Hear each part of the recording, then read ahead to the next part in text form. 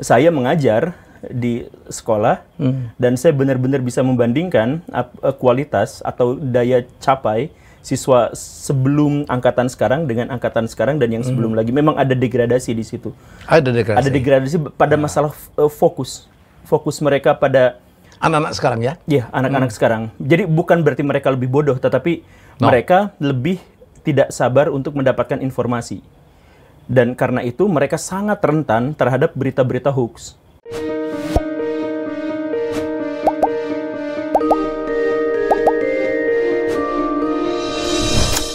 Assalamualaikum warahmatullahi wabarakatuh. Jadi tamu saya berikut ini, saya bilang saya tuh jarang ya kagum sama seseorang. Dan ini dalam hal knowledge. Hari ini saya akan taping beberapa orang yang knowledge-nya gila. Saya adalah orang pencinta trivia, senang dengan pengetahuan, dan saya nonton video-videonya agak-agak shadow gitu. Nama aslinya gua nggak mau tahu. Ngajar di mana juga gua nggak mau tahu. Biarkan itu jadi misteri. Yang saya ambil adalah isi otaknya. Guru Gembul. Assalamualaikum. Waalaikumsalam warahmatullahi wabarakatuh. Ternyata gembul banget. Aduh. Untung saya nggak dimarahin kemarin waktu sama Pak Dedi. Gue kecewa loh, kok Dedi duluan gitu. Ternyata Dedi udah mencari 1,5 tahun ya? Iya, udah Mei 2021. Kalau saya berapa bulan yang lalu ya? Iya, 2 bulan. 2 bulan yang lalu. Sekitar 2 bulan. Iya, tapi sayang saya itu gitu, nggak punya kepercayaan diri. Ini orang mau nggak ya diundang sebenarnya? Siapa yang nggak mau diundang sama Pak Helmi? Helmi Muncul di Dedi, nggak bener nih. Saya tonton Deddy Corbuzier untuk memastikan bahwa angle pertanyaan beda. Terlalu banyak yang bisa diungkap dari Guru Gembul.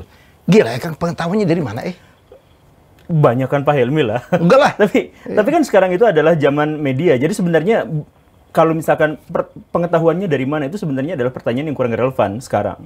Karena kita mengetahui itu akses untuk mendapatkan informasi itu banyak sekali kan. Sekarang pertanyaan paling utama sebenarnya bukan dari mana mendapatkan pengetahuan, tapi dari mana kita mengetahui bahwa pengetahuan itu benar. Bahwa pengetahuan itu bisa diverifikasi. Kurasi menjadi penting ya? Iya, itu penting. Jadi kan kalau misalkan dalam metodologi ilmu itu, setelah kita mengumpulkan sebanyak mungkin sumber, kita mampu mengkritik sumber itu kan. Ya. Nah, kita sekarang di zaman digital, di zaman cyber, di zaman yang entah namanya apa ini, yang setiap 10 tahun segala sesuatu menjadi nampak lebih ketinggalan zaman, kita dibanjiri oleh ilmu pengetahuan, tetapi kita tidak bisa menyesuaikan diri dengan bagaimana cara mengkritik apakah ilmu pengetahuan itu benar atau enggak. Bahkan ilmu pengetahuan atau sejarah nih? Apa? Ilmu pengetahuan atau sejarah? Semua. Oh iya, terus ilmu pengetahuan? Semua. Oh iya, oke terus. Jadi kan sekarang ada sesuatu yang sebenarnya sudah disadari oleh banyak pihak, tetapi sesuatu yang mengancam di masa depan, tetapi kita belum tahu solusinya. Kita itu karena semakin banyak ilmu pengetahuan yang beredar dimanapun, maka kita itu menjadi keranjingan sama ilmu pengetahuan yang pendek-pendek. Ya. Jadi masanya udah begitu ya? Iya. Masa media sosial. Iya, betul. Ya, jadi orang di zaman dulu kuat nonton film 2 jam, 3 jam ya. 3 jam, kemudian sekarang yang ditonton itu cuma review filmnya. Ya. Dan kemudian sekarang lebih pendek lagi, jadi yang 1 menit, 2 menit begitu. Dan celakanya merasa tahu semuanya. Iya. Padahal semakin singkat berarti semakin tidak mendalam kan. Ya, betul, dan betul. Pada bagian itulah kemudian kita gagal untuk memverifikasi apakah sumber-sumber dari pengetahuan itu benar atau tidak. Oke. Makanya TikTok ngetop ya. Iya. Karena pendek-pendek video 1 menitan gitu ya. Iya. Dan itu mengancam semuanya. kan. Dan mengancam itu adiktif. Itu ya. adiktif otak, mengancam. Dan yang saya bilang tadi itu kita sudah tahu itu, tetapi nggak tahu solusinya. Makanya kalau misalkan ada yang matinya kebakaran dan sebagainya, itu kan sebenarnya juga sudah lama terlihat dari saya mengajar di sekolah dan saya benar-benar bisa membandingkan kualitas atau daya capai siswa sebelum angkatan sekarang dengan angkatan sekarang dan yang sebelum lagi. Memang ada degradasi di situ. Ada degradasi pada masalah fokus mereka pada anak-anak sekarang ya? Iya, anak-anak sekarang. Jadi bukan berarti mereka lebih bodoh, tetapi mereka lebih tidak sabar untuk mendapatkan informasi. Dan karena itu mereka sangat rentan terhadap berita-berita hoax. Dan ketika sekarang media-media sosial, kemudian YouTube dan lain sebagainya mewartakan sesuatu, maka kita itu pada akhirnya bukan cenderung pada apa yang sesungguhnya terjadi, tetapi apa yang sesuai dengan kehendak kita. Jadi saya pengen mengatakan bahwa bumi itu trapesium, maka itu ada sumbernya. Kita ingin mengatakan bahwa misalkan Bumi datar. Bumi itu datar, itu ada referensinya. Ngomong-ngomong, percaya bumi datar nggak? Dalam perspektif kita tentu saja bumi itu datar kan. Ya. Tapi ya bagaimana ceritanya konklusif yang sudah menjadi kesepakatan ilmuwan dibantah oleh orang-orang yang bukan ilmuwan. Tapi saya pernah ketemu dengan seorang penganut flat earth. Wah, gila, dia lengkap juga dengan semua data gitu. Iya. Tapi ada kesalahan di situ. Nah, ini kesalahan mereka itu bukan pada data. Kesalahan mereka itu dalam verifikasi yang tadi disebutkan itu. Verifikasi dan asumsi. Bukan, verifikasi itu adalah bagaimana cara menguji satu kebenaran. Ini challenge tuh. Coba kata Mas Helmy, berani nggak terbang ke arah kutub, muter balik nggak dia? Itu yang mereka bilang. Oke, terus. Iya. Nah, jadi kita itu sekarang dihadapkan pada sebuah zaman di mana kita tidak lagi, kalau misalkan tadi ada pertanyaan, lu dapat ilmu dari mana sebanyak itu? Dari googling, kan gampang ya. Tapi pertanyaannya adalah, Google itu, dari mana kita tahu bahwa itu adalah sesuatu yang benar? Benar atau tidak? Apalagi sejarah itu kan hipotesa ya. Sejarah itu sebenarnya adalah mainan para sejarawan. Sejarah itu... Iya, ini lebih ya, mainan para sejarawan. Tergantung dia. Dan mereka berhipotesa kan, yang boleh dibantah. Dengan hipotesa yang lain lagi.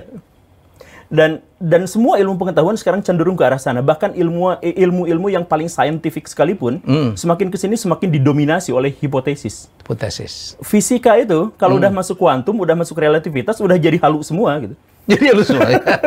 Ya, karena kan kita nggak mungkin bisa menemukan satu metodologi empiris untuk bisa menjelaskan multiverse misalkan yang seperti. Tapi kan itu menjadi populer, itu menjadi mutiaranya ilmu pengetahuan zaman sekarang gitu. Karena dinarasikan dengan wah, gila, keren, iya kan? Ada gejala FOMO juga. Kalau lu nggak masuk ke sana kayaknya ketinggalan zaman ya. Iya, betul. Dan sejarah itu lebih buruk lagi karena metodologi sejarah itu terlalu ketat untuk zaman ini, bahwa mereka harus terikat benar-benar pada teks. Sejarah itu nggak bisa kita ngomong ini sejarah tanpa teks. Jadi misalkan seperti ini. Seluruh sejarawan tanpa kecuali bersepakat bahwa kebudayaan Indonesia jauh lebih awal daripada abad 1 Masehi. Mereka percaya itu.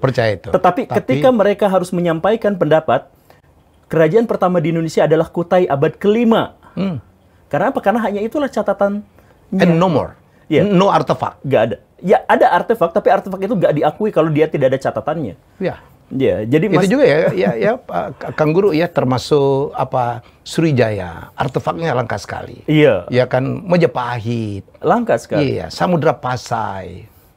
Karena nenek moyang kita itu adalah nenek moyang yang berhasil sehingga mereka gagal untuk menulis. Jadi dari dulu ya, apa kesadaran untuk mendokumentasikan tuh bangsa Indonesia itu memang dari dulu kurang ya, Kang Guru ya? Karena gini, Pak Helmy, gini.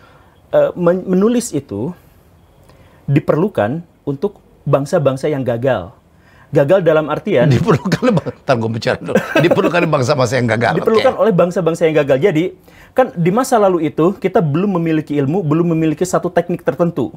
Sehingga kalau misalkan kita berburu sekali dan gagal, berburu sekali, 2 kali gagal dan sebagainya, kemudian kita menemukan di antara 10 kali try yang berhasil 1, dia harus dituliskan untuk generasi sesudahnya, karena daripada generasi sesudahnya itu mengulangi kegagalan. Jadi akhirnya ditulis. Jadi tulisan itu untuk menutupi kegagalan bangsa itu. Nah, kalau kita berhasil terus kita kita orang-orang kita di masa lampau hebat. Pengen ikan, itu udah ada ikan di sini. Pengen buah pisang, karena kita itu kaya raya akan sumber daya alam. Nah, karena kaya akan sumber daya alam, jadi untuk apa kita mendokumentasikan pengetahuan kita untuk anak-anak cucu kita? Padahal sebab anak cucu kita pun pasti akan mengetahuinya dan jarang gagal. Nah, ini adalah salah satu alasan kenapa bangsa kita adalah bangsa yang sedikit menulis. Bukan berarti tidak berperadaban tinggi, tetapi bangsa kita adalah bangsa yang sedikit sekali menulis gara-gara alasan yang sama, alasan yang itu. Dan kemudian yang menjadi lebih masuk lagi adalah bangsa-bangsa yang awal yang kontak dengan kita, diantaranya adalah bangsa India yang di sana juga sangat mensakralkan tulisan. Jadi ya mereka punya Sanskrit, aksara sendiri ya, Sanskrit ya. Bahasa itu. Palawa juga dari sana ya. Betul. Oke, terus? Bahasa itu, bahasa Sanskerta dan huruf Palawa itu suci. hanya orang tertentu yang bisa dan boleh menuliskannya. Sehingga kalau misalkan ini di zaman lampau ya, sebelum zaman Upanishad, saya mohon maaf ya, Pak Helmi itu kan latar orang tuanya pedagang, betul ya? Pedagang, kiai. Nah, kalau Pak Helmi baca buku, itu matanya dicungkil, Pak. Dulu tuh? Di zaman dulu itu seperti itu. Karena catatan itu hanya boleh dilakukan, catatan itu hanya boleh dinikmati oleh orang-orang dalam kasta tertentu saja. Kasta tinggi lah? Kasta tertinggi saja. Jadi kalau misalkan orang-orang yang ada di bawah, maka sebaiknya mereka jangan ambil risiko untuk menulis dan membaca. Tidak boleh pintar? Bukan tidak boleh pintar, tetapi tulisan itu sakral hanya orang-orang tertentu saja. Jadi kalau kan tadi dikatakan prasasti kita sangat sedikit, ya setiap mau bikin prasasti itu upacaranya gede itu, berapa sapi yang dikorbanin gitu, berapa itu hanya untuk nulis satu prasasti karena itu benar-benar sakral gitu. Makanya kita menjadi sangat sedikit sekali dengan sumber-sumber tertulis. Catatan sejarah, ya. Catatan-catatan itu, begitu. Jadi sekali lagi bukan gara-gara kita tidak beradab, tetapi gara-gara budaya kita pertama adalah budaya yang selalu berhasil sehingga tidak memiliki motif untuk menulis, dan kemudian setelah itu ini menarik. Kita didorong oleh peradaban lain yang mempengaruhi kita untuk mengkotak-kotakan manusia dalam hak untuk membaca dan menulis. Begitu. Jadi, dan makanya raja-raja yang besar sajalah yang sebenarnya beragama-agama dari luar, sedangkan mayoritas masyarakat Indonesia itu mengembangkan sendiri. Masyarakat Indonesia punya kemampuan navigasi. Masyarakat Indonesia punya kemampuan teknik. Seluruh unsur kebudayaan kita memilikinya, termasuk bahasa, tetapi pada bagian catatan, kita kurang. Oke, itu yang saya obses ya dengan apa tadi saya nonton Dedi juga. Kalau semua hantu-hantuan Indonesia itu impor semua, tuyul impor ya, kuntilanak impor. Tuyul itu dapat dari Deol apa dari mana? Korea ya? Itu sepenuhnya hipotesis ya. Hipotesis ya. Itu sepenuhnya. Jadi di Korea memang ada makhluk yang seperti itu. Kemudian di Indonesia ada setan gundul. Terus digabungin? Mungkin oleh mata-mata Jepang yang berusaha untuk mencari simpati di Indonesia sejak tahun 1927. Kalau kuntilanak? Kuntilanak itu kan sebenarnya bukan kuntilanak, tapi Pontianak. Pontianak, yang dari... itu sebenarnya akronim kan? Akronim, ya. Dari perempuan mati beranak. Perempuan mati beranak? Iya. Perempuan... Dan orang Melayu, itu menyebut kuntilanak itu ya Pontianak ya? Memang Pontianak. Karena dulu katanya di kota itu memang banyak kuntilanak. Iya, jadi Raja Syarifuddin kalau nggak salah, nanti koreksi jika saya salah. Itu waktu mau bikin sebuah istana untuk menjadi alun-alun itu, nah dia diganggu terus sama makhluk itu. Jadi, sampai ditembak makhluknya sama meriam. Oh iya? Iya. Ditembak jeder, malah pokoknya yang ketawa saya. Kalau pocong dari mana pocong? Nggak, tapi maksud saya itu saya katakan bahwa kuntilanak Pontianak di zaman itu nggak pakai daster. Yang menyebabkannya pakai daster itu adalah pengaruh Belanda dan pengaruh upaya masyarakat Jawa pada waktu itu untuk melindungi wanita. Jadi kalau misalkan mau saya sebut feminis utama di Indonesia bukan Ibu Kita Kartini tapi kuntilanak. Feminisnya kuntilanak yang mengajarkan untuk berpakaian. Bukan mengajarkan untuk berpakaian. Jadi ini cerita sedikit lah ya. Ini di zaman dulu itu kita belum ada internet yang menyajikan tayangan-tayangan cabul, belum ada apa. Pasti. Sehingga laki-laki itu kalau misalkan ketemu sama perempuan itu birahinya naik tanpa dia bisa kontrol bagaimana. Karena laki visual. Karena laki-laki visual dan ini terjadi di masa lampau. Yang apa bohai-bohai itu wah udah naik lah libidonya ya. Oke. Dan mereka akan terangsang, saya mohon maaf ya, terangsang kalau misalkan lihat perempuan pakai daster, pakai baju tidur. Maka salah satu jalan di antara sekian banyak jalan masyarakat pada waktu itu melindungi wanita adalah hantu itu digambarkan sebagai wanita yang mengenakan daster. Jadi kalau misalkan laki-laki jalan-jalan malam-malam, kemudian lihat perempuan pake jalan daster sendirian pakai daster, perempuan itu aman. Nggak bakal diganggu? Nggak bisa diganggu. Karena disangkanya kuntilanak gitu. Nah, daster dan lain sebagainya itu sebenarnya adalah hasil kompromi budaya dengan bangsa Belanda pada waktu itu kan. Jadi ada konspirasi? Ada konspirasi di situ. Konspirasi di balik kuntilanak. Itu dari saya, itu yang saya kagum dari Guru Gembul, berimajinasi tapi iya juga ya gitu ya. Dan saya juga terkagum-kagum begitu Kang Guru Gembul mengkritisi lah ya, memberikan catatan bagi beberapa pahlawan nasional. Ternyata ada catatannya semua. Emang nggak ada yang marah gitu? Ada banyak. Tapi kan ya kalau marah ya marahin yang nulis bukunya kan. Jadi ketika saya menyampaikan sesuatu kemudian saya mengajukan referensi kan otoritasnya dari dia kan. Jadi marahin aja nih orang udah meninggal. Cuman deliver aja. Iya. Cuman sekali lagi seringkali yang tadi itu pengetahuan kita itu dijajah oleh emosi kita. Emosi. Jadi kita itu memilah pengetahuan mana yang ingin kita ketahui dan mana yang tidak ingin kita ketahui. Kalau misalkan kita ada dalam satu kelompok tertentu, misalkan masyarakat Jawa, maka masyarakat Jawa itu akan cenderung mencari-cari sumber yang sesuai dengan emosinya, bahwa misalkan Jawa itu besar, Jawa itu kuat, dan lain sebagainya. Kita sepakati Jawa itu pintar ya? Iya, Jawa itu pintar. Kita sepakati itu, tetapi ketika kita hanya berusaha untuk mencari itu saja, dan pasti akan menemukan sumbernya, maka di situ jadi masalahnya kan. Kak Guru, saya mau meyakinkan masyarakat ya, bahwa Indonesia itu zaman dulu gila banget. Hebat banget sejarah kita ya. Harus ODGJ, Pak.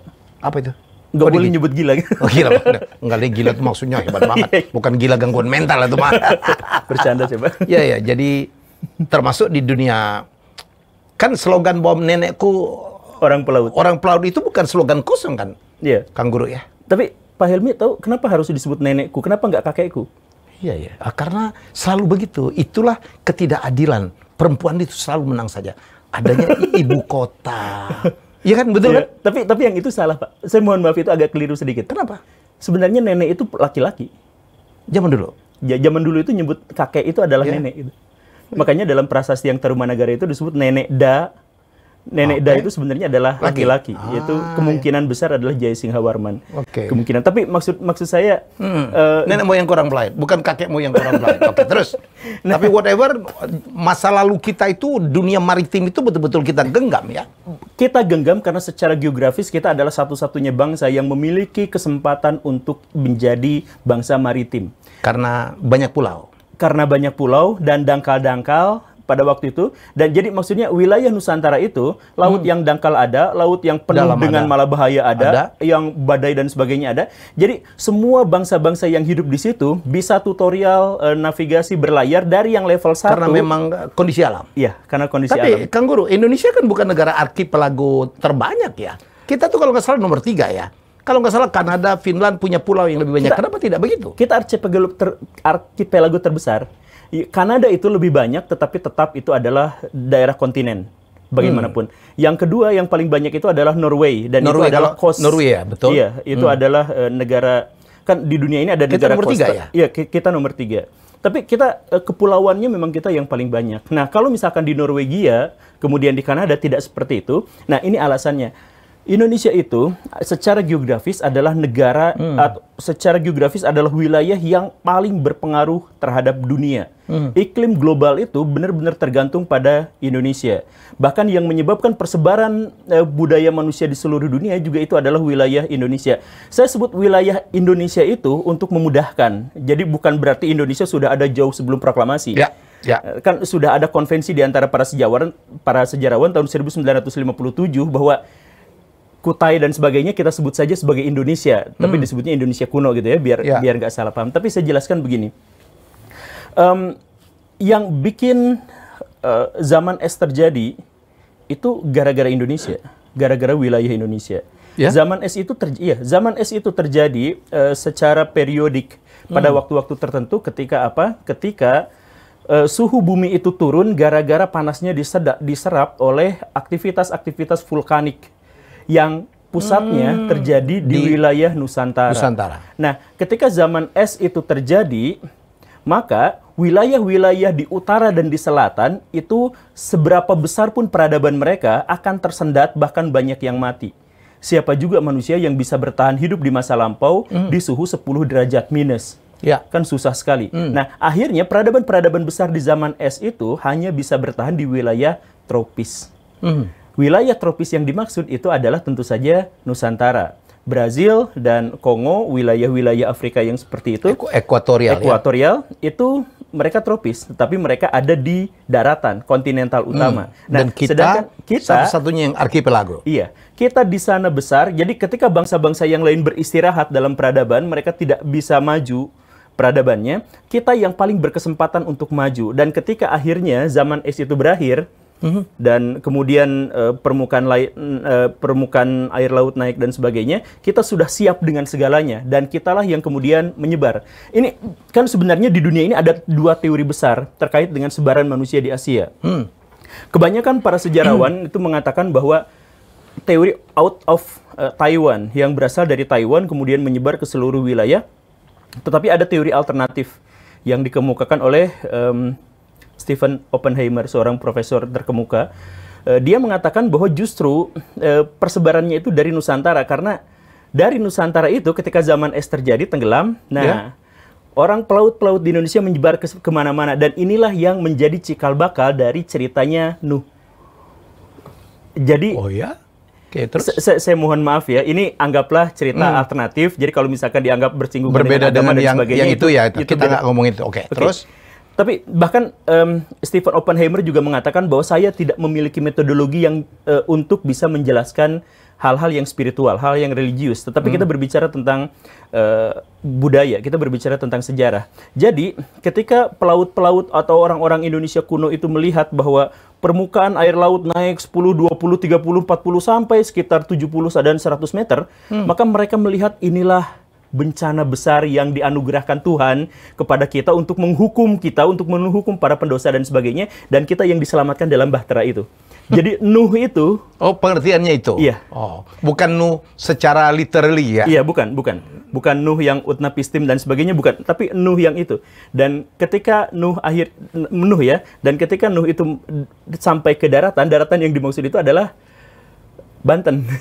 Ya, itu ada satu yang ngomong begitu ya, bahwa Nuh itu jangan-jangan kapalnya Bahtera Nabi Nuh itu adanya di Indonesia, bukan di yang kita kemarin di mana tuh, Efrat atau di mana, di Ararat. Efrat lagi. Bukan di Bukit Ararat itu. Nah, yang itu hoax. Ya gitu hoax. Itu hoax. Yang benar. Itu hoax. Jadi sebenarnya itu adalah saya mohon maaf ya, bukan menjelekkan salah satu agama, tetapi ada sekelompok misionaris yang mereka itu berusaha untuk menjelaskan segala sesuatu sains itu disesuaikan dengan Alkitab. Jadi mereka misalkan menjelaskan bahwa dinosaurus itu tidak ada karena di dalam Alkitab misalkan hanya 6.000 tahun sebelum Masehi dan sebagainya. Nah, mereka kemudian menjelaskan yang Gunung Ararat itu di situ ada perahunya. Padahal mereka tidak pernah mendapatkan izin dan tidak pernah ke sana untuk melakukan ekspedisi langsung. Tetapi kemudian mereka melakukan itu. Jadi ini sebenarnya sudah masuk dalam kategori pembohongan publik. Sekali lagi saya tidak... Oke. Tapi, nah, yang lebih apesnya itu apa? Ketika sekelompok misionaris itu ceritanya dimasukkan ke dalam orang Islam lebih lebay lagi dengan menganggap bahwa itu benar-benar bukti otentik bahwa perahu Nabi Nuh. Perahu Nabi Nuh ada di sana. Sekali lagi, bukan berarti tidak percaya bahwa Nabi Nuh itu ada, tetapi kita tidak memiliki metodologi tertentu untuk menjelaskan hal-hal yang religius dan spiritual gitu. Kan seperti itu. Nah, jadi termasuk juga ada hipotesis atau ada teori yang menjelaskan bahwa Nuh bukan sebagai pribadi, tetapi sosok yang melihat dengan mata kepalanya sendiri tentang tenggelamnya daratan, itu kemungkinan adalah di Sundaland. Pertemuan antara Sungai Kapuas dan Sungai Musi. Oh. Sekarang kan Kapuas sama Musi di dua pulau kan? Ya. Dulu tuh menyatu, Pak. Dulu menyatu ya, betul. Ya, karena tahu, makanya binatangnya, faunanya, ikan-ikannya kan sama antara Sumatera sama Kalimantan. Oke, kalau itu saya tahu. Nah, karena itu sudah tenggelam dan akhirnya orang itu melihat, maka dialah yang kemudian menyebarkan cerita tentang tenggelamnya itu. Hebat makanya Indonesia tuh ya. Dan ini kemudian disebarkan ke seluruh dunia juga oleh pelayar-pelayar. Makanya gini, cerita tentang banjir besar itu bukan hanya dimonopoli oleh agama-agama teistik atau agama-agama Abrahamik. Yeah. Orang-orang pedalaman Amerika, orang pedalaman Cina, yang mereka tidak memiliki kontak kebudayaan dengan ini, ternyata mereka memiliki cerita yang kurang lebih serupa tentang bahwa di masa lalu ada banjir besar yang menenggelamkan manusia sehingga tersisa sedikit, ada yang naik perahu dan sebagainya. Walaupun nama tokohnya itu sangat berbeda-beda, tapi gagasan besar dari cerita itu sama atau serupa, yang menunjukkan bahwa mungkin saja cerita ini benar dan kemudian disebarkan oleh satu masyarakat yang sama yang pernah melihat dengan mata kepala sendiri. Dan inilah yang kemudian menjadi salah satu penguat bahwa orang-orang Austronesia lah, orang-orang Nusantara lah yang kemudian menyebarkan ini. Karena hanya orang Nusantara yang paling mungkin menjelajah. Secara geografis juga ya? Secara genetik kita terbukti, kita sudah sampai ke Amerika Serikat, ke Amerika, kita sudah sampai ke Madagaskar, ke Afrika, iya, dan tentu saja dan itu secara genetik, secara linguistik itu terbukti valid, yang menunjukkan bahwa pertama, kalau misalkan cerita tentang banjir besar itu terjadi di seluruh dunia, dan kemudian yang kedua, kalau secara genetik dan linguistik kita sudah menemukan bukti bahwa orang Nusantara sudah ada di sana, maka kemungkinan dari jawaban itu adalah bahwa kitalah yang telah menyebarkan berita itu ke dunia. Oke, kita evidence ya, satu persatu yang hasil dari pengamatan penelitian dari Guru Gembul bahwa orang Indonesia zaman dulu sudah sampai di Afrika. Di Madagaskar banyak orang-orang Nusantara waktu itu ya. Sampai sekarang. Sampai sekarang. Bahasa Jawa pun dipakai di situ sedengar ya. Rumah-rumah mereka masih identik dengan rumah-rumah Jawa. Dan mereka ada juga yang menggunakan bahasa Jawa. Iya. Oke. Iya. Dan kalau teori ikan mujair? Nah, ini juga sebenarnya teori ikan mujair itu saya tidak menyebut ini sebagai sebuah teori ya, tetapi ini mungkin adalah solusi dari jawaban kenapa ikan mujair yang hanya ada di Afrika tiba-tiba muncul ikan Afrika kan? Iya, itu ikan Afrika. Dan ikan Afrika itu ikan air tawar yang nggak mungkin berenang-renang dikejar-kejar hiu di lautan. Jadi karena lari kayak Nemo gitu ya. Terus terdampar di Indonesia. Nggak mungkin. Jadi yang paling mungkin itu adalah dibawa dari sana ke sini atau dari sini ke sana, karena ada banyak sekali artefak-artefak yang memang bertukaran. Alat-alat musik di sepanjang Afrika Timur itu identik dengan alat musik yang ada di Kalimantan, Sulawesi, Sumatera. Oh iya, yang mana? Iya, yang kolintang itu ada di sekitaran Afrika Timur itu ada. Yang semacam itu ada. Kemudian yang apa lagi ya? Oh, ini cengkeh kuno. Cengkeh kuno ya? Cengkeh kuno itu kan ditemukan juga di Mesir ya. Di Mesir ya? Di Mesir. Untuk itu kan pasti awalnya kan dari Indonesia ya? Iya, artinya orang Indonesia udah pernah juga nyampe ke sana? Iya. Ya, jadi ada kemungkinan bahwa interaksi antara orang-orang Mesir, orang Fir'aun itu, dengan Nusantara itu kuat. Ada kemungkinan. Atau misalkan, sekali lagi ya, ini hipotesis, karena kita tidak memiliki bukti tertulis ya. Tetapi di dalam Alkitab Kitab Raja-Raja itu, Raja Salomo atau Nabi Sulaiman itu datang ke sebuah tempat yang diberkahi, yang dia mendapatkan dari situ 400 talenta emas, bulu burung merak, dan kayu cendana, yang 3 komoditas itu identik dengan Indonesia kita. Banget. Kayu cendana, bulu burung merak, dan emas. Emas, bulu burung merak, kayu cendana, saya lupa lagi apa. Tapi di dalam Alkitab, di Kitab Raja-Raja itu ada teksnya yang seperti itu. Yang itu zaman Nabi Sulaiman? Iya. Dan Raja Salomo atau Nabi Sulaiman itu meninggal tahun 991 sebelum Masehi. Yang berarti dengan demikian, maka ada kontak dagang, kalau teori itu dianggap benar ya, ada kontak dagang antara penduduk Nusantara dengan penduduk orang-orang Israel tahun abad ke-1000 sebelum Masehi. Begitu.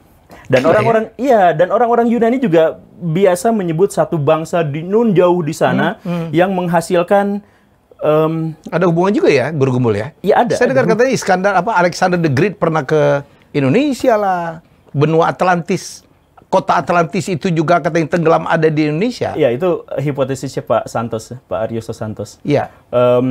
Komen dari Guru Gembul?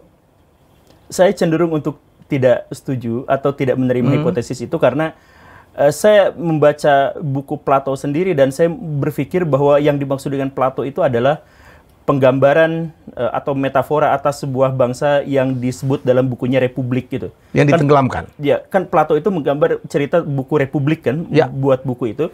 Di situ dia menggambarkan sebuah negara yang ideal begini dan begitu dan begini dan begitu. Tetapi bagaimanapun negara, ya namanya negara juga pasti akan hancur satu saat. Nah, mungkin cerita tentang Atlantis itu berasal atau adalah penguat dari teori tenggelamnya. Iya, bukan berarti Plato bohong, tetapi Plato berusaha untuk memberikan penjelasan. Jadi kan Plato itu di bukunya itu dia bilang kurang lebih, saya mendapatkan berita ini dari para pendeta Mesir kuno yang menjelaskan bahwa di seberang gerbang Hercules itu ada sebuah bangsa yang besar yang menikmati cahaya matahari sepanjang tahun, yang bentuknya melingkar-melingkar gitu. Jadi daratan dikelilingi oleh parit-parit besar yang lautan, kemudian ini dan sebagainya, yang kurang lebih menggambarkan sebagai negara kepulauan. Iya, dan sebagainya. Tetapi ini pada akhirnya banyak orang yang percaya dan sah-sah saja. Karena memang masuk akal, banyak yang percaya bahwa Atlantis yang dimaksud itu adalah Nusantara. Tetapi saya sendiri melihat pada waktu itu kan sumbernya Plato adalah pendeta-pendeta Mesir, dan pendeta-pendeta Mesir kita tidak menemukan satupun yang pernah menjelaskan tentang ini. Tulisan-tulisan Mesir jauh lebih kuno daripada tulisan-tulisan Yunani kuno. Dan karena itu, kalau misalkan Plato menyebut bahwa saya mendapatkan kabar dari orang Mesir, seharusnya orang Mesir juga pernah membuatnya. Ternyata tidak ada. Ternyata tidak. Jadi kalau misalkan masuk dalam verifikasi hadis, ini adalah hadis yang lemah.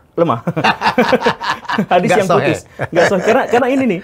Karena Plato itu menceritakan sekitar 8.000 tahun yang lalu. Ini oleh Pak Aryo Sasantos kemudian dipahami sebagai tenggelamnya Sundalen yang tadi itu. Karena kan Plato itu hidupnya sekitar 2.500 tahun yang lalu. Nah, Plato bilang 8.000 tahun yang lalu, berarti sekitar 11.000 tahun yang lalu. Jauh banget ya. Iya. Nah, 11.000 tahun yang lalu tepat dengan tenggelamnya Sundalen itu. Jadi memang ada banyak sekali kecocokan. Walaupun belum tentu. Iya. Jadi sekali lagi, gara-gara saya adalah seorang dalam tanda kutip konservatif dalam memahami sejarah, semuanya harus tercatat dalam teks. Saya tidak bisa mengkonfirmasi ada catatan lain selain dari Plato yang menyebut Atlantis itu ada, begitu. Oke, Kang Guru. Kalau ada satu yang mengatakan bahwa penduduk asli Australia itu berasal dari Indonesia. Sebenarnya tidak ada yang istilah namanya penduduk asli secara genealogis itu. Nggak ada ya. Yang mungkin ada adalah semuanya berasal dari Afrika, out of Africa. Afrika sebagai asal dari manusia. Bukan berarti bangsa-bangsa yang lain tidak ada manusianya, cuman manusia purba yang berasal dari wilayah lain punah duluan. Kita punya kan Homo javanicus, Pithecanthropus dan sebagainya, itu mati duluan, punah duluan satu sama lain. Nah, pendatang-pendatang yang paling awal tentu saja adalah orang-orang yang dari Afrika kemudian loncat ke India, nggak loncat sekali gitu, loncat ke India, kemudian masuk ke Nusantara, dan di situ dia masuk ke Australia. Dan kemudian mereka lah yang kemudian disebut sebagai suku asli Australia itu, yang secara sepihak disebut sebagai suku aborigin. Nah, iya, dan semacam itu. Kalau misalkan begitu, maka memang penduduk Australia itu adalah dari Nusantara. Kenapa? Karena jauh sebelum mereka datang ke Australia, mereka tinggal dulu lama di Indonesia. Iya, begitu. Dan ada beberapa misalkan ras-ras di Indonesia yang mirip secara fisik dengan mereka. Di antaranya adalah, koreksi jika saya salah, Homo mojokertensis. Homo mojokertensis itu ditemukan di Indonesia, tapi bentuknya masih anak kecil 10 tahun, yang tidak diketahui dengan pasti kalau udah gede bentuk tengkoraknya seperti apa. Tetapi dia mirip sekali tengkoraknya dengan yang ada di Australia. Jadi, Homo mojokertensis itu mungkin saja adalah nenek moyang dari orang-orang aborigin yang ada di Australia itu. Begitu. Tapi kalau aborigin itu pernah berhubungan dekat dengan pelaut-pelaut Makassar, seperti yang Anda sampaikan, itu betul ya? Itu betul. Catatannya banyak, orang-orang Australia mengakui dan sebagainya, dan sampai sekarang mereka masih memelihara banyak sekali folklore tentang orang-orang Makassar. Iya. Makassar mereka juga. Orang-orang Makassar. Orang-orang Makassar itu adalah orang-orang yang sangat baik. Jadi nenek moyang orang-orang aborigin itu setiap tahun mereka nunggu di pinggir-pinggir pantai. Kedatangan pelaut-pelaut Makassar. Kedatangan pelaut-pelaut Makassar. Jadi pelaut Makassar itu udah gini. Mereka tuh berdagang dulu ya? Mereka dagang. Ya. Dan trade. Dan ini salah satu yang benar-benar khas yang tidak didapati oleh bangsa-bangsa lain di dunia. Jadi gini, penjajahan itu terjadi ketika ada kesenjangan besar antara dua bangsa yang berinteraksi. Orang Makassar, saya mohon maaf ya kepada orang Australia, tapi orang Makassar pada waktu itu memiliki peradaban yang jauh lebih tinggi daripada suku-suku pedalaman Australia. Aborigin. Iya, mereka sudah bisa melakukan banyak, sedangkan yang di sana belum. Dan seharusnya interaksi yang terjadi itu adalah interaksi penjajahan atau bahkan pendudukan. Seperti dilakukan oleh bangsa Eropa. Seperti yang dilakukan oleh bangsa Eropa. Tapi ini tidak. Tapi luar biasanya, ini saya nggak tahu gimana otaknya orang Nusantara pada waktu itu, ketika mereka memiliki kesempatan untuk mengambil tanpa menyerahkan, bisa merampas, mereka malah mengambil, membayar, bertukar dengan apapun yang diinginkan oleh orang-orang pedalaman Australia itu. Jadi orang-orang sana itu minta kadang-kadang candu, minta beras. Minta pedang, minta apapun, ya udah dibarter. Sementara Makassar ngambil apa? Tripang ya katanya. Tripang, ngambil tripang untuk dijual ke Cina. Jadi mereka masih dapat untung besar sebenarnya. Cuman bahwa mereka tidak menjajah itu, dan bahkan orang-orang aborigin itu sampai nangis-nangis ketika pelaut Makassar dilarang oleh pendatang Eropa ya. Pendatang Eropa itu mereka sebutnya, oh dasar kurang ajar ini, kenapa ikut-ikutan si orang-orang kulit putih ini, orang-orang Belanda. Padahal mereka sudah memiliki hubungan yang sangat baik. Orang-orang orang-orang aborigin itu dibawa ke Makassar selama beberapa tahun untuk diajari. Pernah, banyak. Disekolahin di Makassar. Itu tahun berapa sih? Itu tahun 1500, 1400 sampai 1600. Masih ada bekasnya? Apanya? Misalnya peninggalannya atau jejaknya kalau pernah ada orang aborigin di Makassar? Ada. Di Australia banyak sekali lukisan-lukisan. Lukisan yang menunjukkan kapal Makassar. Pinisi? Tidak Pinisi. Pinisi hanya digunakan oleh orang-orang tertentu di sana. Tapi oleh kapal-kapal Makassar itu, di gambarannya itu banyak. Terus folklore, kemudian pakaian-pakaian tertentu masih sampai sekarang, khususnya oleh orang-orang Darwin. Di Darwin. Dan kita tahu ya, pelaut-pelaut Makassar ya, Sulawesi terutama ya, ada Pinisi, ada Sandek. Iya. Itu memang berkeliling seluruh dunia ya? Iya, berkeliling. Ya, kita tahu bahwa penyebar Islam di Afrika Selatan itu adalah memang kiai ustadz dari Makassarnya dan sebagainya. Siapa namanya itu? Saya lupa ya. Ya, lupa saya, di Afrika Selatan. Iya, betul. Ya. Iya. Jadi memang itu terbukti ya? Terbukti. Jadi orang-orang Nusantara karena memang secara geografis didorong untuk melakukan penjelajahan samudera, maka mereka kemudian benar-benar melakukan penjelajahan samudera ke India, ke Cina. Yang ngajarin bikin kapal jung di Cina itu Indonesia juga, Nusantara juga. Nusantara, tidak bisa dibantah itu. Itu diyakini seperti itu. Jadi bukan saja kemampuan navigasi pelautnya, tapi teknologi membuat kapal pun Nusantara atau Indonesia dulu itu dasar ya, Kang Guru ya. Blueprint dari seluruh kapal kayu di seluruh dunia itu dari Nusantara. Termasuk jung-jungnya Cina? Termasuk kapal-kapal Eropa sekalipun. Termasuk kapal Eropa sekalipun. Ya. Jadi yang kita kenal di Pirate of Caribbean yang kayak gitu, nah itu blueprintnya Indonesia. Blueprintnya itu dari Nusantara. Dan kita memiliki yang jauh lebih tua, jauh lebih besar, jauh lebih megah daripada yang... Kenapa akhirnya kita demikian tertinggal dalam dunia navigasi? Politik. Penjajah? Penjajah melakukan itu? Penjajah mengecilkan kemampuan itu? Penjajah mengecilkan itu, tapi sebenarnya juga dimulai dari... Sebelum penjajah, kita sudah dikecilkan oleh politik yang tadi itu. Jadi ceritanya begini, saya mohon maaf ya, tapi ini mungkin kontroversial, tapi nggak akan dipotong. Jadi ceritanya begini, Nyi Roro Kidul itu sampai sekarang dipuja oleh masyarakat Jawa Selatan, Bali Selatan dan sebagainya, orang-orang Sukabumi dan sebagainya. Nah itu munculnya dari mana? Kemungkinan itu adalah cerita bohongan untuk melegitimasi Raja Panembahan Senopati. Sekali lagi saya mohon maaf ya kalau misalkan ini dianggap pertentangan, silahkan dikoreksi kalau misalkan mau. Tetapi begini, kan raja-raja kuno di Nusantara itu, mereka itu punya satu konsep yang namanya adalah konsep Dewa Raja. Jadi mereka percaya bahwa semua manusia itu setara, tetapi mereka menemukan fakta bahwa ada orang yang lebih dominan sehingga ada di puncak hierarki. Kan bertentangan, di satu sisi semua orang sama, tetapi di sisi lain ada orang yang menempati puncak hierarki menjadi raja dan sebagainya. Maka mereka kemudian menjelaskan bahwa itu adalah bukan manusia biasa. Keturunan dewa, inkarnasi dewa, atau yang semacam itu. Seperti itu. Dan dari situlah mereka mendapatkan legitimasi, lu nggak boleh berontak sama gue karena gue dewa.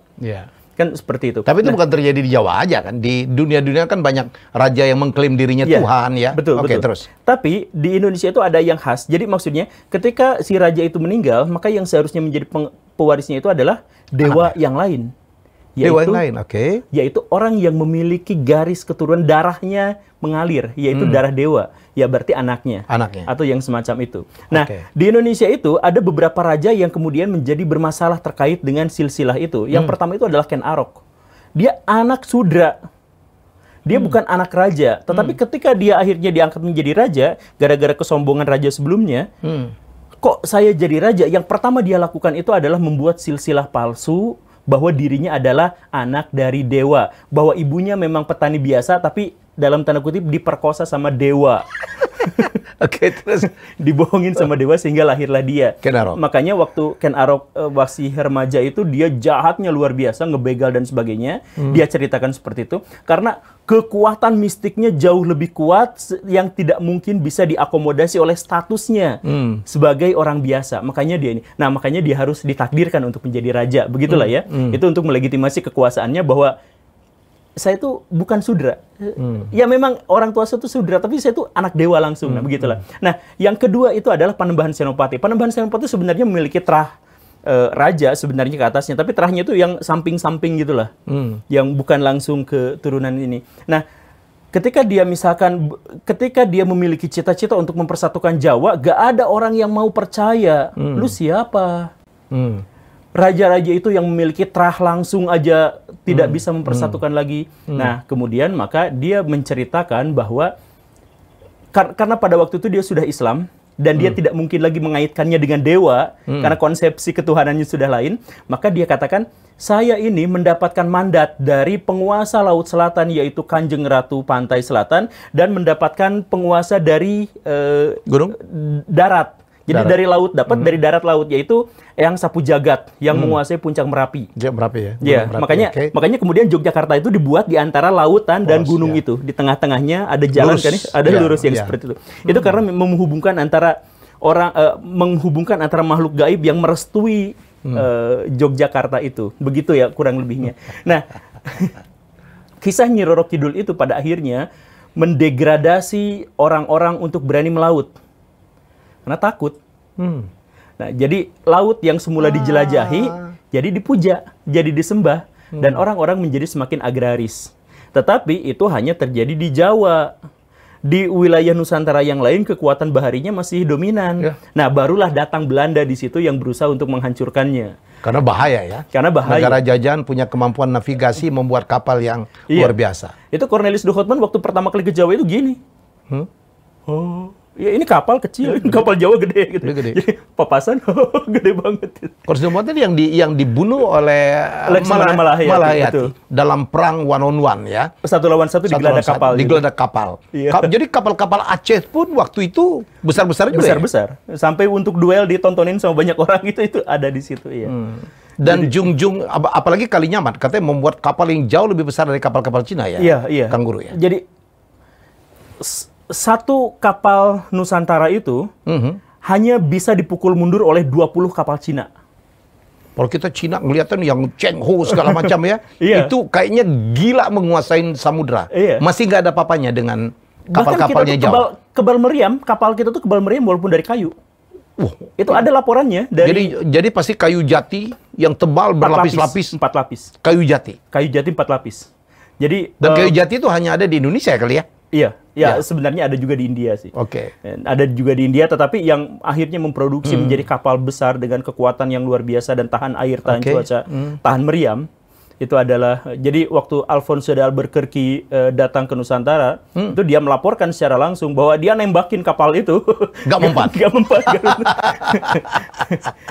Kan ya akhirnya, karena memang seperti ini dan itu dianggap sebagai sesuatu yang berbahaya, maka ketika mereka bikin, kan Nusantara itu dikalahkannya bukan oleh penjajahan, tetapi oleh Dividend Emperor. Diadu-adu aja ya? Diadu-adu, dan oleh perjanjian. Iya, perjanjian. Jadi gini nih. Kayak di Ponorogo juga digituin juga kan? Iya kan, perjanjian. Memberontak kan perjanjian ya, diadu-adu ya. Pas Lebaran kan dia ditangkapnya. Iya. Jadi mau silaturahim, ya udah silaturahim sekalian ditangkap.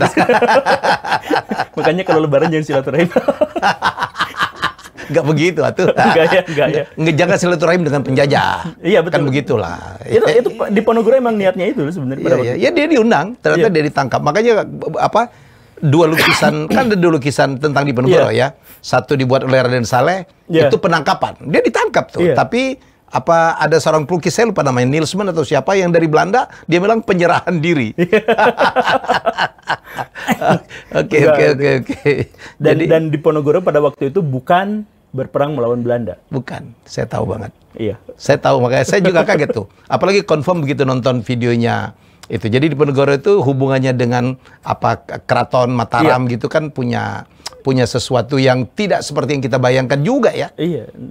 Tapi ini ngomongnya kesana kesini nggak apa-apa sih? Nggak apa-apa lah ini kita kan pokoknya tetap sejarah. Tapi kembali ke kehebatan Indonesia dalam dunia maritim. Demikian hebat ya kita itu ya. Iya. Kan pahlawan-pahlawan kita. Jadi kita nggak ada pelaut-pelaut kita, Karaeng Galesung ya, Sultan Hasanuddin, semuanya ahli maritim ya. Iya, betul. Ya, cuman, nah ini, jadi bahkan di Indonesia itu ada satu suku yang sampai bermutasi secara genetik. Bajo? Iya. Iya, bayangin, cuman Indonesia kali ya? Iya. Ada satu suku yang lahir, hidup, mati di laut. Dan bisa nyelam 30 menit, rekor dunia itu. Oh iya? Iya. Dan rekor dunia ini bukan satu individu, tetapi mereka secara terbiasa memang limpahnya gede di sana tuh. Beda jadi ya? Jadi jadi amfibi aja itu di situ kan. Ya kura-kura aja 30 menit kan di situ ya kita. Jadi belum lagi lama lera ya. Iya. Kemampuan salah satu suku Indonesia nangkap paus dengan alat tradisional banget ya.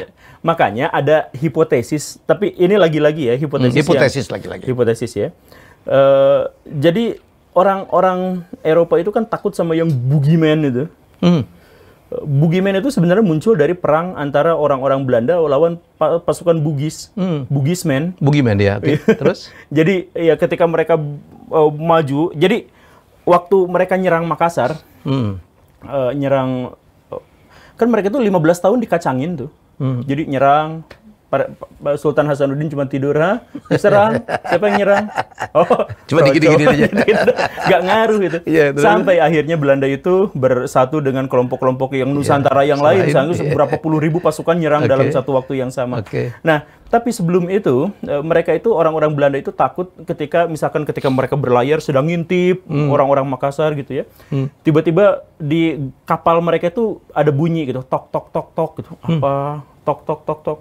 Pas dilihat ke bawah itu orang-orang Bugis lagi ngebolongin kapal di bawah. Dengan kemampuan selam luar biasa. Jangan-jangan orang-orang Bajo itu ya? Iya. Gila. Waduh, gimana ini ya akhirnya. Iya. Suku Bajo itu masih ada ya, Kang Guru? Sampai sekarang, tapi ya udah kemampuan maritim mereka juga sudah makin lama makin udah karena ya di dunia modern atau apalah. Jadi Kang Guru, sebenarnya klaim bahwa nenek moyangku orang pelaut itu bukan slogan kosong. Bukan. Itu ini asli. yang sekarang anak-anak muda yang tidak paham. Iya. Kan anak muda sekarang kan ahistori juga ya. Iya, betul. Bayangkan ada anak koruptor bisa jadi presiden atau hanya karena medsos saja. Bapaknya korupsi, ibunya korupsi. Ditangkap nggak nanti kita ngomong? Enggak lah, kan Filipin. Oh iya, benar. Oh, gue sebut lagi. Lah ya kan nyata lah itu. Semua orang tahu dia koruptor lah ya. Marcos sama ini ya. Iya. Ya karena anak muda, karena voter sekarang kan anak muda nih. Iya, betul. Mereka ahistori tuh. Nah, ini yang kita sekarang saya pikir dengan kontennya Kang Guru, konten saya sedikit-sedikit saya ngomong tentang sejarah gitu, kita berusaha bahwa betapa hebatnya kita masa lalu. Bukan untuk mengagung-agung masa lalu, supaya kita ke depan itu bangkit. Kita ini pernah hebat loh gitu. Iya. Justru gara-gara kita ahistoris itu, buta terhadap sejarah itu, kita akhirnya tidak memiliki motif untuk berkembang. Kan kalau misalkan kita melihat masa lalu, kita melihat kemampuan dan prestasi nenek moyang kita, minimal kita terbebani oleh tanggung jawab untuk tetap mempertahankan itu gitu minimal. Pernah ada kerajaan maritim besar ya, Sriwijaya, Majapahit. Tapi sayangnya itulah guru-guru sejarah di Indonesia lah yang menjadi salah satu aktor untuk menurunkan minat. Jadi saya tuh punya teman, punya insomnia, susah tidur. Masuk pelajaran kelas sejarah dia tidur beneran gitu. Jadi guru itu obat sejarah yang manjur. Karena begitu boringnya, menceritakan sejarah. Saya benar-benar mengalami yang semacam itu gitu. Jadi Pangeran Diponegoro melakukan perlawanan pada Belanda pada tahun 1825 sampai 1930. Catat ya nanti ulangan nanti keluar. Pertanyaan kapan perang Diponegoro dimulai? Habis maghrib gitu. 1825 dan dihafal. Jadi Kang Guru, saya interrupt ya. Saya menjadi kayak gini, gila dengan sejarah trivia karena dipengaruhi oleh seorang guru sejarah namanya Pak Firdaus almarhum. Oh, almarhum. Wah, dia kalau cerita sejarah, kalau perang Diponegoro, usus siapa terburai, tetap nggak mati, dikejar, ketek-ketek. Wah, kayak dalang. Itu buat saya itu obses sampai sekarang. Jadi saya berhutang dengan guru sejarah. Jadi menurut saya inilah salah satu kritik kita masukan untuk guru-guru, tolonglah menjadi seorang storyteller yang baik. Besok saya bertemu dengan guru-guru sejarah. Sampaikan salam saya. Jadilah storyteller yang baik. Helmi Yahya dirubah oleh seorang guru sejarah yang storytellingnya the best. Saya akan sampaikan. Kang, itulah sebabnya saya kepengen banget ya. Saya dengan teman-teman udah dari tahun 2013 kita menulis buku tentang ada seorang pelaut Indonesia namanya Enrique, anak Maluku, pernah ke Demak, ke Palembang, kemudian diculik di Melaka oleh Ferdinand Magelhaens, dibawa ke Spanyol untuk menjadi penunjuk jalan untuk navigasi Spanyol mencari Pulau Rempah melalui Samudra Pasifik. Itu cerita tentang Enrique Maluku, itu yang sedang kita akan buat. Saya kepengen banget.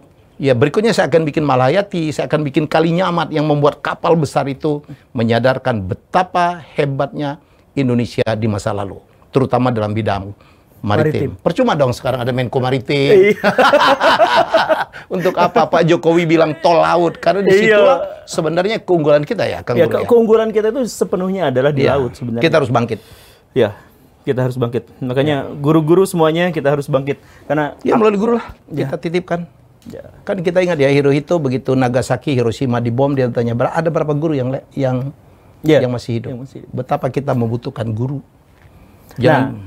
Tapi di sini ada sebuah perubahan radikal kan, di mana guru di zaman sekarang itu menjadi tidak penting sebagai individu, menjadi tidak penting sebagai orang yang menyampaikan ilmu. Karena sekarang kita sudah mendapatkan banyak fasilitas. Makanya Jack Ma kemarin itu sempat berkata bahwa guru-guru yang tidak bisa menjadi inspirasi adalah guru-guru yang akan dihancurkan, guru-guru yang akan hancur karena perkembangan zaman, teknologi. Guru itu mengejarkan dua hal. Yang pertama itu adalah ilmu pengetahuan yang bisa saja digantikan oleh teknologi, dan dia itu mengajarkan nilai-nilai sosialisme, sosialisasi, bukan sosialisme. Sosialisasi, mengajarkan budaya, pelajaran dan sebagainya, dan itu tidak bisa digantikan oleh teknologi. Sekarang guru malah fokus bukannya ngajarin moral, bukan ngajarin etika, tetapi ngajarin pengetahuan yang ada di Google gitu. Dan makanya guru-guru sekarang itu menjadi guru, ya saya mohon maaf ya, banyak sekali cerita-cerita guru menjadi diremehkan oleh anak-anak kita. Iya. Karena kata murid-muridnya, gak usah cerita, gue udah tahu itu. Gitu. Dan murid-murid kita lebih pintar dari kita nih. Iya. Anak saya aja lebih pintar dari saya. Anak-anak kita itu secara teoritis sekarang 3 kali lipat lebih banyak pengetahuannya daripada kita. Karena kemampuan googling yang lebih baik. Iya, karena mereka mendapatkan akses yang luar biasa dari media sosial yang kita gaptek di bidang itu. Gitu. Jadi Kang Guru, saya lagi membuat juga nih kegiatan namanya Guruku Keren. Kepengen banget kita. Saya udah ngomong dengan Profesor Yunus Surya, dengan teman-teman, ayo kita bantuin guru-guru. 1, communication skill. Anak kita menggunakan bahasa yang berbeda. Selebeu, jujurli gitu. Sementara gurunya tetap kekeh gitu dengan bahasa yang nggak dimengerti anak-anak. Terus punya sikap. Ditanya marah, nggak bisa diajak diskusi, ngajarnya boring. Ya, nggak ada penyatang jawab untuk. Ya, saya belajar dari Profesor Yunus Surya ya, bagaimana mengajarkan itu harus fun learning. Dan ada yang lebih buruk sedikit kemarin, saya bikin survei kecil-kecilan tentang guru. Saya nanya kepada semua subscriber saya, apakah pernah bertemu dengan guru yang berlaku atau berkata-kata cabul, dan 55% di antara mereka mengatakan saya pernah menemukan dan berinteraksi dan belajar dengan guru yang begitu. Saya, kalau misalkan di sekolah, itu pernah ada, saya kan sekolahnya gonta-ganti. Kalau di grup WA itu, ada aja satu guru yang khas ngomongin tentang hal yang cabul-cabul gitu. Itu guru. Tapi beneran guru gemul? Iya, guru. Saya nggak nanya dia ngajar di mana. Di Bandung ya katanya ya. Iya. Ngajar apa sih di sekolah? PKN. Iya. Ada sejarahnya juga dong ya? Ada sejarahnya juga. Tapi saya nggak akan fokus gitu. Sekarang semester ini saya bilang sama anak-anak, kita nggak akan belajar materi, kita akan belajar etika. Jadi seluruh nilai itu akan fokus pada etika. Iya, kalau materi mereka bisa belajar sendiri. Mereka bisa cari sendiri. Saya kan dosen di STAN ya. Dosen di STAN cukup lama saya. Mantan dosen di STAN lah. Saya anak-anak STAN nggak perlu diajarin. Mereka bisa baca sendiri. Saya dulu baca sendiri. Makin dosennya nggak ngajar masuk kelas, saya makin pintar belajar sendiri. Tapi yang saya ajarin ke anak-anak itu bagaimana motivasi, mindset. Itu yang butuh. Saya bingung juga nih sekarang, bukan bingung. Ternyata yang nonton konten saya itu anak-anak muda. 80% anak-anak muda. Ya, jadi bukan orang tua. Jadi saya punya alasan. Yang seumur saya nih, Kang Guru, cuma 8%. 2 alasannya. 1, mereka nggak butuh nasihat gue. Siapa ilmiah ya? Gue tahu siapa. Nomor 2, memang nggak bisa buka YouTube. Iya. Kalau buka YouTube nontonnya nostalgia, musik nostalgia gitu. Masa lalu. Saya juga nggak perlu ngungkap namanya dia siapa. Saya cari di wiki juga datanya cuma itu doang gitu. Nggak penting. Ya, yang penting saya ngelihat spiritnya, pengalamannya. Ya, jadi knowledge-nya yang saya kagumin. Emang sempat gitu baca buku-buku, saya baca dari buku ini. Iya, itu kan bukunya PDF-nya atau ininya kan tersedia kan sebenarnya ini. Jadi sebenarnya itu tuh ada triknya ya. Saya bongkar aja triknya ini di sini. Bukan trik lah, tips lah ya. Tips. Jadi sebenarnya ketika saya baca ternyata referensinya banyak dari sini itu, bukan berarti saya membaca seluruh buku itu. Tetapi yang terjadi adalah ketika saya mau menerangkan sesuatu, saya ingat kata kuncinya, Keywordnya aja ya? Keywordnya, yang saya entah bacanya kapan dari mana gitu, entah pokoknya itu. Nah, saya masukkan itu ke Google, tapi search. Tapi pakai bahasa Inggris karena bahasa Inggris yang lengkap. Nah, di situ maka saya akan menemukan yang oh ini buku yang dulu pernah saya baca, tapi kadang-kadang saya nggak pernah baca buku itu, tapi kutipannya ada di situ. Jadi saya masukin di situ gitu. Jadi kadang-kadang buku itu nggak pernah saya baca sama sekali, tapi saya ingat kutipannya itu gitu. Jadi itu gampang sebenarnya, nggak susah-susah amat. Oke, Kang Guru, jadi terima kasih sudah menjadi tamu saya. Semoga menjadi inspirasi. Saya tahu ada yang senang dengan Anda, ada yang nggak suka gitu, ada yang so-so gitu. Pernah diancam-ancam juga ya? Ada. Ya, makanya nggak perlu tahu juga alamatnya di mana, nama aslinya siapa, cari sendiri sana. Dia ngajar asli di mana, gua nggak penting gitu ya. Tapi kalau ini memang penutupan, saya pengen menyampaikan ini, terima kasih. Ini kehormatan besar, saya diundang sama Pak Helmi, karena saya dulu itu ngefans. Bahkan saya ngajar itu, kuis-kuisan itu pasti nyontek dari metodenya Pak Helmi. Ya, bagian dari fun learning lah ya. Bagian dari fun learning. Ya. Jadi mohon doa karena saya sedang menulis ini novel. Ya, banyak ini ya. Ini buku yang saya tulis semua era COVID habis saya dipecat. Oh. Ya, jadi habis saya diberhentikan gitu. Berterima kasihlah kepada yang memecat. Oh ya, ya, selalu begitu. Allah punya rencana yang lebih baik untuk saya. Jadi ini yang saya mau buat, bahwa pengeliling bumi pertama itu bukan Magellan, bukan Elcano, tetapi anak Maluku namanya Enrique. Akan jadi buku dan doakan akan terbit di luar negeri juga berbahasa Inggris, supaya orang Indonesia, Eropa menutup ini 500 tahun, Kang Guru. Dan bahkan nama Enrique pun sebenarnya bukan itu nama aslinya. Bukan itu, kita tidak pernah tahu. Dia karena dibaptis, karena dibawa oleh Magellan untuk dibawa ke Eropa untuk meyakinkan donatur-donatur investor dari Eropa. Karena ada yang mengatakan dia budak, bukan. Dia sebenarnya sahabat dari Magellan. Dia gajinya di armada itu urutan keempat. Karena anak ini pintar banget. Jadi Indonesia itu pintar-pintar. Kenapa Magellan mempercayai Enrique? Karena ini anak pintar, nomor 2 dia ahli navigasi, dan hanya dia yang bisa dipercaya menunjukkan jalan menuju Maluku. Orang dia berasal dari situ. Dan ada film animasi loh dari Spanyol mengakui bahwa Enrique ada di ekspedisi itu, dan dia bukunya udah tersedia ini di toko? Belum, belum. Nanti November. Saya akan bagikan, rencananya ini akan dibagikan ke seluruh perpustakaan di Indonesia. Ya, jadi ini memerlukan ya kegiatan-kegiatan, bantuan-bantuan perusahaan-perusahaan, ya mungkin BUMN, CSR segala macam. Ayo, supaya anak-anak muda Indonesia punya idola. Amin. Walaupun faktanya perpustakaan adalah salah satu tempat yang paling jarang dikunjungi. Oh, tapi ini sesuatu yang di daerah-daerah ya. Kalau di kota-kota iya. Tapi di daerah-daerah luar biasa, Kang Guru. Saya juga lagi membuat gerakan bagi-bagi jutaan buku. Anda tahu tidak? Negara seperti Norwegia yang top-top pendidikannya, satu orang itu terekspos ke 40-50 buku satu tahun per kapita. Satu orang 40 buku, 50 buku. Indonesia tahu satu buku untuk lebih dari 100 orang. Apalagi di Indonesia Timur. Jadi menurut saya, jadi masalah bangsa Indonesia itu untuk mengejar ketertinggalan bukan saja masalah stunting, tetapi masalah ketersediaan akses ke buku. Jangan ngomong internet. Betul. Banyak di bagian-bagian Indonesia.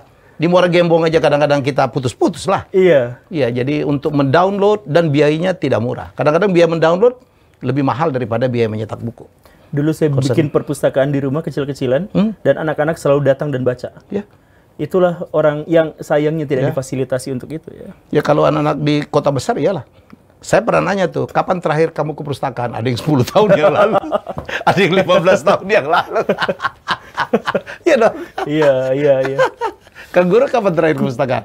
Saya emang aktif di situ. Ya udah. Ada di situ. Perpustakaan gitu. Sementara di luar negeri, kota-kota besar punya perpustakaan hebat-hebat ya? Iya. Oh iya. Itu ciri negara hebat itu punya perpustakaan. Gitu iya, loh. betul. Iya. Karena ini kan kriteria negara maju itu adalah sebanyak apa dia mampu menulis jurnal ilmiah kan? Tulisan itu bukan. Jadi sedih nggak? Sebanyak apa gedungnya kan? Sedih nggak? Yang saya bilang faktanya. Satu orang di Eropa, di Norway gitu, terekspos ke 40-50, tersedia 40-50 buku. Kita satu buku untuk lebih dari 100 orang. Jadi Indonesia itu cuma 1 tahun terbit 22 juta buku. Iya. Penduduk kita 270. Kita posisi paling akhir kan dalam literasi. Membaca, dalam literasi. Literasi kita posisi juru kunci nomor 2. Di bawah kita cuma Botswana. Iya, betul. Gimana mau ngejar ketertinggalan gitu. Internet, iya, tapi tidak semua masyarakat Indonesia terekspos ke internet juga. Makanya Baraismo dukung ya, please, gerakan-gerakan, gagasan-gagasan yang seperti ini. Buat yang kaya, buat yang miskin. Pokoknya semuanya lakukan hal yang paling bisa dilakukan untuk bisa membangun kembali peradaban Indonesia. Untuk bisa membuat kita itu bisa dilihat oleh manusia dan kita menjadi awal mula bagi kemanusiaan di masa depan. Kita berharap untuk itu ya. Percayalah kita pernah hebat. Kalau kita pernah hebat, tinggal masalah semangat kita dan upaya kita. Kita akan pasti makin hebat. Saya antusias. Ya, thank you. Kayaknya berjilid-jilid kita belum mau ngomong tentang bagaimana Islam kemudian mundur secara pengetahuan. Wah, itu mah bisa satu episode sendiri ya. Tapi bakal banyak diserang. Apa? Alah, yang penting. Ya, tapi itu terbukti lah. Dulu kan kita tahu yang Baitul Al-Hikmah ya, yang ada di Baghdad menjadi pusat pengetahuan. Saya bikin konten, saya pikir orang harus ngakuin itu. Dulu kita Persia, ya Baghdad itu adalah pusat ilmu pengetahuan. Kemudian kita mundur kalah dengan Eropa. That's the fact. Ya. Siap. Terima kasih Guru Gembul.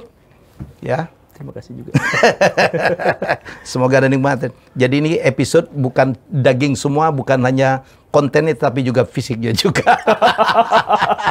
Bye-bye. Terima kasih sudah menonton Helmi Bicara. Jangan lupa untuk like, komen, share, dan subscribe.